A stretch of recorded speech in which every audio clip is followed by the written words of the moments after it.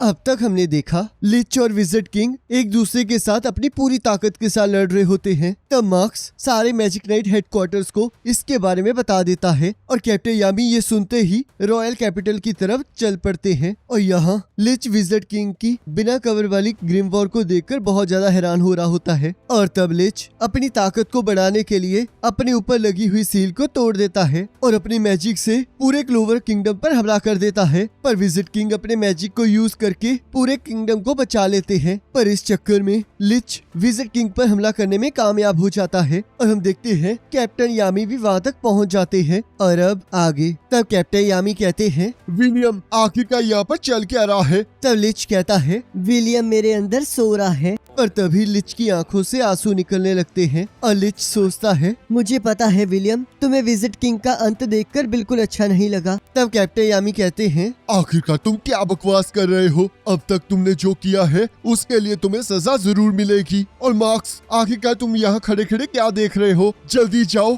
और डॉक्टर ओमन को यहाँ ले आओ। विज़र्ड किंग को बचाने का हमारे पास अभी भी एक मौका है। तब लिच कहता है, इसका कोई फायदा नहीं है, विज़र्ड किंग बहुत जल्दी मरने वाला है। और जूलियस, मुझे ये देखकर बहुत अच्छा लगा कि तुमने अंत तक अपने किंगडम को बचाया है, पर फिर भी हम कभी भी एक दूसरे को नहीं समझ पाएंगे। और तब हम देखते हैं वोल्टस लिच को लेने वहाँ आ जाता है और कैप्टन यामी जैसे ही अपनी डायमेंशन स्लैश से उन पर हमला करते हैं, हम देखते हैं वोल्टस और लिच स्पेशल मैजिक यूज करके वहाँ से गायब हो जाते हैं। और तब विज़र्ड किंग कैप्टन यामी से कहते हैं, तुम्हारा वो हमला सच में बहुत इम्प्रेसिव था और तुम सच में बहुत अच्छे मैजिक नाइट बने हो। मुझे ये जानकर बहुत खुशी हुई कि मेरे आने वाली जनरेशन बहुत अच्छी है और उसके आगे वाली जनरेशन भी बहुत अच्छे से ट्रेन हो रही है, तो इसलिए नए मैजिक नाइट्स के साथ मेरी दुआएं हैं। और यहाँ हम देखते हैं कैप्टन मेरिलोना राया को बहुत बुरी तरह मार रही होती है। और तब राया अपनी थर्ड आई की पावर्स को एक्टिवेट कर लेता है और कहता है, इससे पहले कि मैं मर जाऊं, उससे पहले मैं अपने आप को सेल्फ डिस्ट्रक्ट करके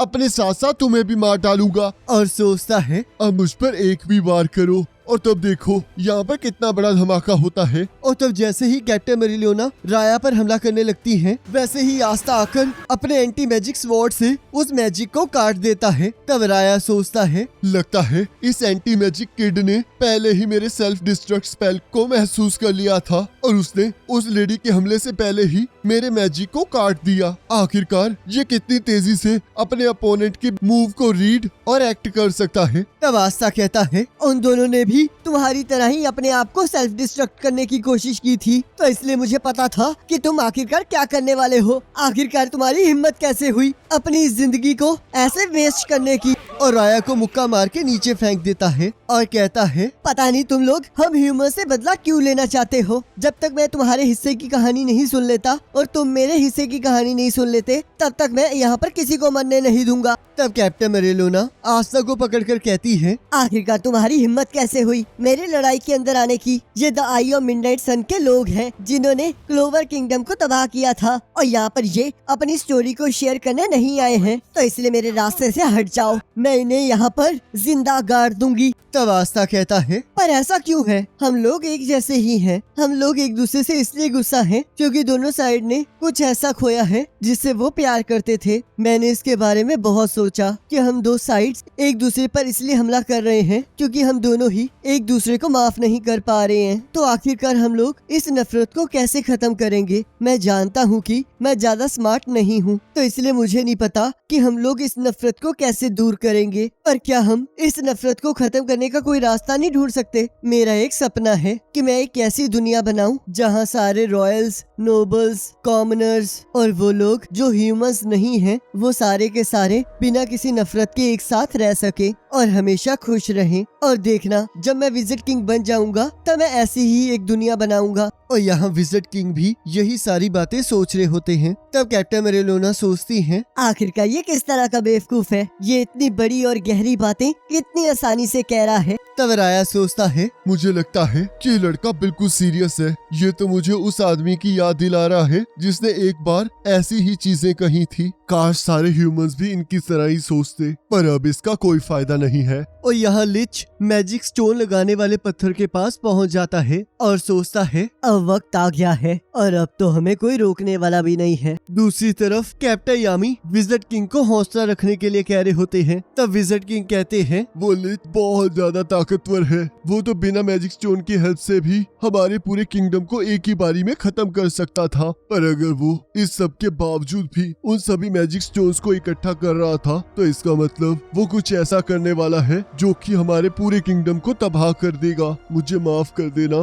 कि मैं उसे मैजिक स्टोन ले जाने से रोक नहीं पाया। मैं एक विज़र्ड किंग कहलाने के लायक ही नहीं हूँ। तब कैप्टन यामी कहते हैं, आखिरकार तुम क्या बकवास कर रहे हो? तुमने अभी अभी पूरे किंगडम को बचाया है। तब विज़र्ड किंग कहते हैं, मार्क्स मुझ पर इस बात के लिए जरूर गुस्सा करेगा और ये कितनी बदकिस्मती की बात है कि मैं वर्मिलियन को होश में आते हुए भी नहीं देख पाऊंगा। यामी, मैं तुमसे बहुत सारी बातें करना चाहता हूँ। तब कैप्टन यामी कहते हैं, इस तरह की बातें करना बंद करो। आखिरकार किसने तुम्हें इजाजत दी हमें यहाँ पर छोड़ के जाने की? मैं तुम्हें यहाँ से जाने ही नहीं दूंगा। और तब हमें फ्लैशबैक दिखाया जाता है जहाँ सारे क्लोवर किंगडम के लोग कैप्टन यामी को अपने देश वापस जाने के लिए कह रहे होते हैं और उन्हें बुरा भला कह रहे होते हैं। तब विज़र्ड किंग कैप्टन यामी के मैजिक को देखकर बहुत ज्यादा एक्साइटेड हो जाते हैं और उन्हें मैजिक नाइट ज्वाइन करने के लिए बुला लेते हैं। और तब हमें कैप्टन यामी की कैप्टन बनने तक की जर्नी दिखाई जाती है और यहाँ विज़र्ड किंग कहते हैं, यामी, अब मैं सब कुछ तुम पर छोड़कर जा रहा हूँ।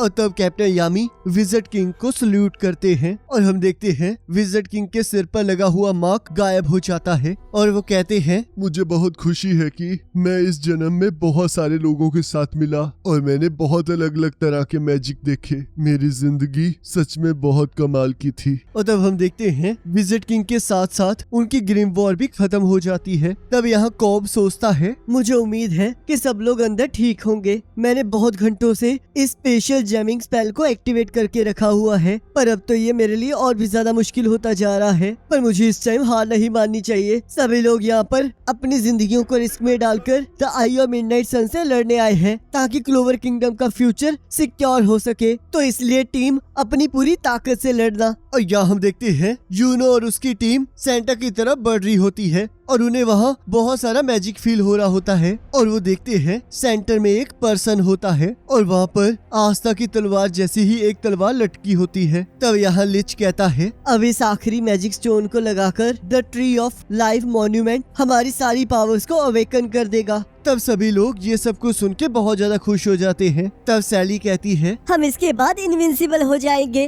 और उसके बाद मैं आस्था को पकड़कर उस पर एक्सपेरिमेंट करूंगी। तब वोल्टोस कहता है, चुप कर जाओ। हमें जो पावर मिलेगी हम उसे उस किंगडम को बनाने में यूज करेंगे जैसे कि मास्टर लिच चाहते हैं। और अगर मास्टर हम आपसे नहीं मिले होते तो हम अब तक वो बेकार सी जिंदगी जी रहे होते। पर आपने हमें अपने साथ मिलाकर हमारी पूरी जिंदगी ही बदल दी और अब मैं आपके लिए और भी चीजें करना चाहता हूँ। और तब सैली और रेडिस भी लिच की मदद करने के लिए तैयार हो जाते हैं। तब लिच कहता है, तुम तीनों ने सच में मेरी बहुत मदद की है, तो इसलिए थैंक यू और मुझे तुम पर बहुत गर्व है। तो अब हमारे सपनों को पूरा करने का वक्त आ गया है। अब हम लोग अपने ट्रू फॉर्म में आकर एक न्यू किंगडम बनाएंगे। पर अब तक जो मैं कह रहा था वो मैं द आई ऑफ मिडनाइट सन के लीडर के तौर पर कह रहा था। तो अब मैं तुमसे अपनी ट्रू फीलिंग्स शेयर करना चाहूंगा। तुम सभी ने सेल्फिश और ग्रीडी होके मेरा साथ दिया है। तुम्हारे ह्यूमंस के प्रति जो नफरत है उसके रीजंस बहुत ज्यादा बेकार हैं। तुमने मेरा साथ इसलिए दिया है क्योंकि तुम बस अपनी उन बेकार सी इच्छाओं को पूरा करना चाहते हो।